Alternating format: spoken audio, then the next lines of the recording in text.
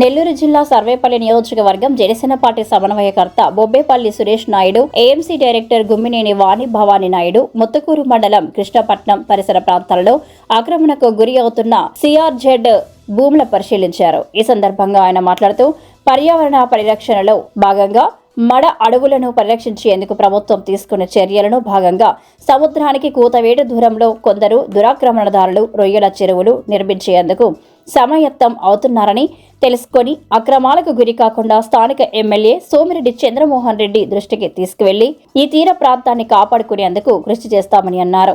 ఈ కార్యక్రమంలో రహీం, అశోక్, శ్రీహరి, మస్తాన్, సుమన్, సీనయ్య, కృష్ణపట్నం జనసేన నాయకులు ఏడుకొండలు, వెంకట సుబ్బయ్య, సాయికృష్ణ తదితరులు పాల్గొన్నారు.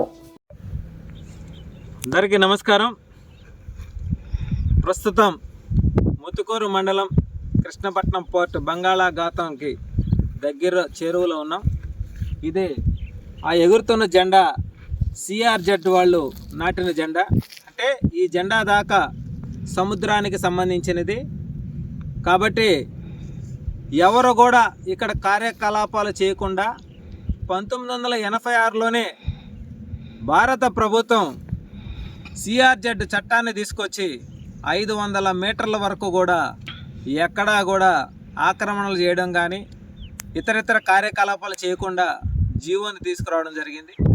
అయితే ఈ జెండా నాటిన తర్వాత కూడా ఏదైతే కృష్ణపట్నం గ్రామానికి చేరువలో బంగాళాఖాతానికి దగ్గరలో ఈ జెండా నుంచి సముద్రం గడ్డ దాకా కూడా ఈ రొయ్యల గుంటలు అని చెప్పి తోసుకుంటా కార్యకలాపాలు కొనసాగిస్తూ ఉన్నారు. అంటే ప్రభుత్వం ఒక చట్టాన్ని తీసుకొస్తే ఆ చట్టాన్ని కూడా వ్యతిరేకించే విధంగా ఇక్కడ కార్యకలాపాలు జరుగుతూ ఉన్నాయి. కూటమి ప్రభుత్వం ఎవరిని కూడా వదిలిపెట్టదు. అదేవిధంగా సర్వేపల్లి శాసనసభ్యులు సోమిరెడ్డి చంద్రమోహన్ రెడ్డి గారి దృష్టికి కూడా తీసుకువెళ్తాం. ఎందుకనంటే భారతదేశం సముద్రపు అంచున ఉన్నది. ఈ సర్వేపల్లి నియోజకవర్గం కనీసం 30-35 కిలోమీటర్ల వరకు కూడా సముద్రపు అంచు ఈ సర్వేపల్లి నియోజకవర్గానికి ఆనుకొని ఉన్నది. ఇటు తోటపల్లి గూడూరు మండలం కావచ్చు, ఇటు ముత్తుకూరు మండలం కావచ్చు.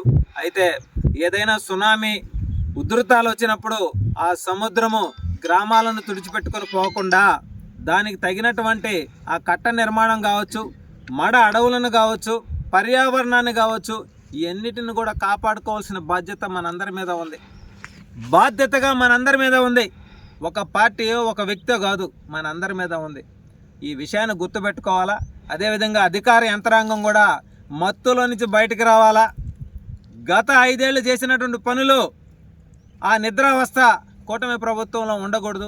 అందరూ కూడా మెలకువతోనే ఉండాలా. పర్యావరణాన్ని కాపాడుకోవాలా, సముద్ర జలాలను కాపాడుకోవాలా, సముద్రాలను కాపాడుకోవాలా, నదులను కాపాడుకోవాలా, గ్రామాలను కాపాడుకోవాలా, మన భూములను కాపాడుకోవాలా, మడ అడవులను కాపాడుకోవాలా.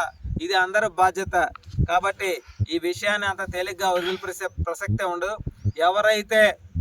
ఎవరైతే అనుమతులు లేకుండా అక్రమంగా సిఆర్జెడ్ భూముల్లో ఈ విధంగా రొయ్యల గుంటలు తోస్తున్నారో వారి పైన చర్యలు తీసుకునేంత వరకు నేనైతే వదిలిపెట్టను. ఇటీవల కూడా మా అధినేత డిప్యూటీ సీఎం పవన్ కళ్యాణ్ గారు ఉప్పాడ అంచున ఏదైతే ఆ వాల్ నిర్మాణం కూడా చేయడం జరిగింది. ఎందుకంటే సముద్రం తోసుకొని గ్రామాల్లోకి రాకుండా. సముద్రము ఒక్కసారి వచ్చిందంటే గ్రామాలన్నీ కూడా తుడిచిపెట్టుకుపోతాయి. కాబట్టి మనం కాపాడుకోవాలా. మన బాధ్యతను మర్చిపోయి ప్రవర్తించే వారిపై బాధ్యతలు గుర్తు చేస్తాం. గుర్తు చేసినా గుర్తు చేసినట్టుగా ఉంటే చర్యలు కూడా తీసుకుంటామని చెప్పి మనస్ఫూర్తిగా తెలియజేస్తా ఉన్నా ఈరోజు.